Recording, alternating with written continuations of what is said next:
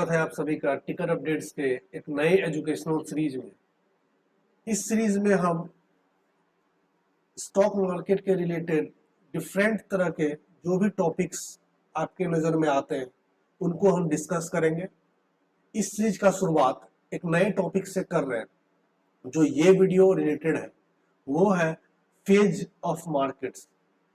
Stock market में किसी भी स्टॉक के अंदर डिफरेंट डिफरेंट फेज या मार्केट साइकिल के रिवॉल्व करती है स्टॉक का प्राइस। उसी सभी फेज को जो ट्रेंडिंग मार्केट आप कहते हैं, आप रेंजिंग मार्केट कहते हैं, जो भी अप ट्रेंड होता है, डाउन ट्रेंड होता है, तो वो क्या होता है, इन सभी टॉपिक को इस वीडियो में हम डिस्कस करने की कोशिश करेंगे।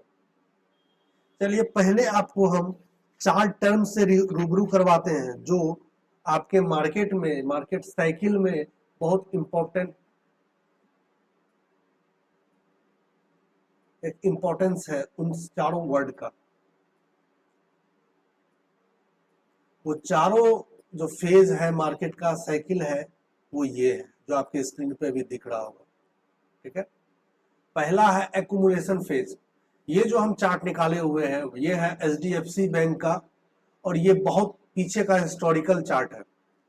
आप जो देखेंगे इसमें चारों के चारों फेज अलग अलग प्राइस रेंज में अलग अलग टाइम पे अकर किए और ये टाइम पीरियड ऐसे कि हम वीकली टाइम पीरियड लिए हुए हैं, लार्जर टाइम फ्रेम पे है, लेकिन आप इसी चीज को आप एक छोटे टाइम फ्रेम पे मतलब लगभग डे टाइम फ्रेम पे भी कर सकते हैं और ये वहां भी इसी तरीका से काम करती है। ठीक है, लार्जर टाइम फ्रेम की बात करें तो आप वीकली टाइम फ्रेम पे जो आप देखेंगे अभी एक्यूमुलेशन फेज, ये जो आप पहला फेज देख रहे हैं मार्केट का, जिसमें एक प्राइस एक रेंज में एक्यूमुलेट कर रही है। ठीक है, ये रेंज जो है आपका ज्यादातर कहा जाता है कि बहुत बड़े लोग जो भी बड़े बड़े इन्वेस्टर हैं इस फेज में ही एक्यूमुलेट करते हैं अपने स्टॉक्स के क्वांटिटी को। ठीक है, उसके बाद जब ये फेज खत्म होता है, अगर आप देखेंगे तो हम एक डार्विस बॉक्स बनाया है इसमें।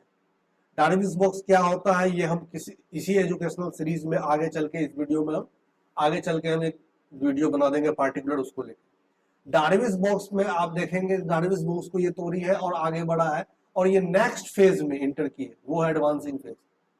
ये जो आपको दिख रहा है ट्रेंड लाइन, जो एडवांसिंग फेज का ट्रेंड लाइन है, ये ट्रेंड लाइन आपको वीकली टाइम फ्रेम पे दिख रहा है। इसमें बहुत सारा डिप्स भी है।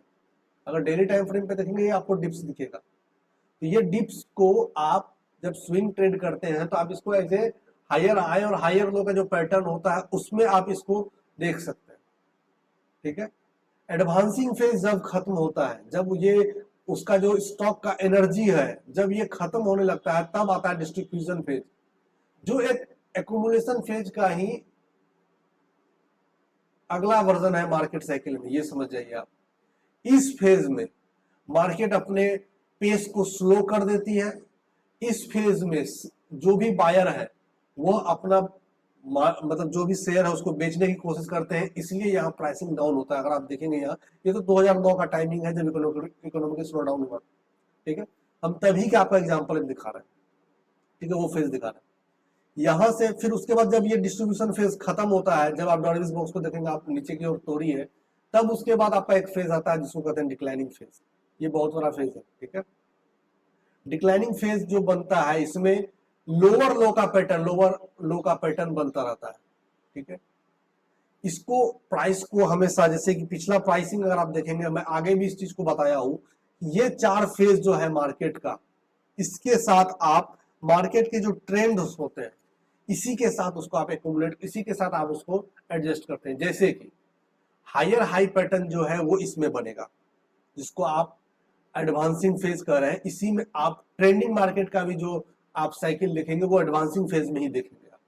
ठीक है, इसी साइकिल में आप ट्रेंडिंग मार्केट का भी फेज देखेंगे। अब आते हैं दूसरे पे। दूसरा होता है रेंजिंग मार्केट। रेंजिंग मार्केट ज्यादातर ये डिस्ट्रीब्यूशन फेज के समय ही रेंजिंग मार्केट कहा जाता है, जिसमें मार्केट प्राइस एक रेंज में जाके अब ऊपर नीचे जो एक रेंज होता है उसी में एक्यूमुलेट करके रह जाती है पूरा प्राइसिंग बहुत दिनों तक, एक पीरियड तक। वो रेंजिंग मार्केट में। अब एडवांसिंग मार्केट और डिक्लाइनिंग मार्केट जो होता है, एडवांसिंग फेज और डिक्लाइनिंग फेज, इसी में दोनों ट्रेंड काम करता है। जो आप अप ट्रेंड और डाउन ट्रेंड देखते हैं, अप ट्रेंड जो हायर हाई होते हुए बनाती है, जो एडवांसिंग फेज में बनता है, और डाउन ट्रेंड जो डिक्लाइनिंग फेज में बनता है, वो लोअर लो बन के बनता है। ठीक है, आपको हम इस चीज को आगे भी बताए। देखिए ये जो शेयर प्राइस है, ये जो एचडीएफसी का है, ये एक्यूमुलेट हर जगह एक्यूमुलेट करने के बाद फिर से ये एडवांसिंग फेज में आई है, फिर से ये हायर हाई पैटर्न बना रही है।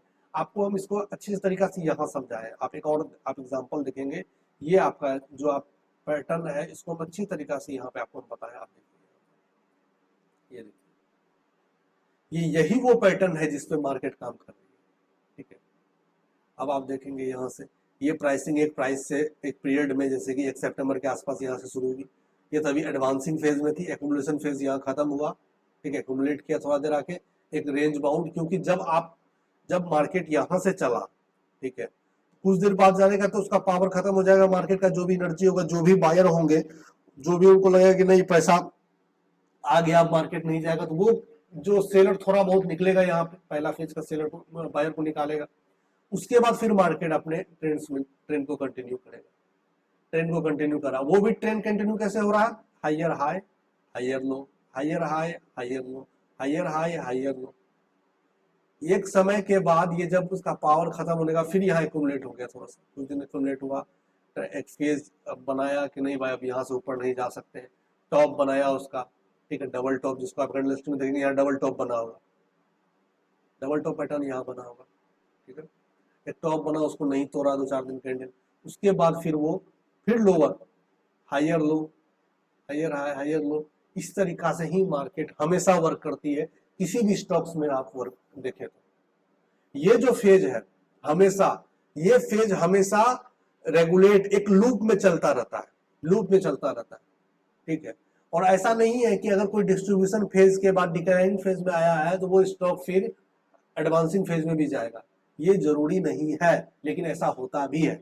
ठीक है, अब कोई प्राइस है जो 1500 से लेकर यहाँ 5 पे आ गया, बैंकरप्ट हो गई कंपनी, तो आप हमेशा ये चार्ट पैटर्न को देख के भी वर्क नहीं कर सकते।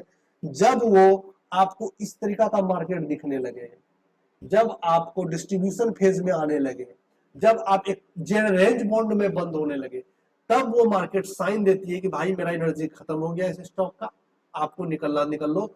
हमेशा मार्केट से निकलने से पहले या ऊपर जाने से पहले जो भी लोअर, जो भी हल्के लोग होते हैं ना, जो भी कम प्राइस में लेके बैठे हुए हैं, जो ज्यादा स्ट्रॉन्ग विलफुल नहीं है, उसको निकाल के फिर आगे वो चांस करती है, हमेशा वो चांस देती है।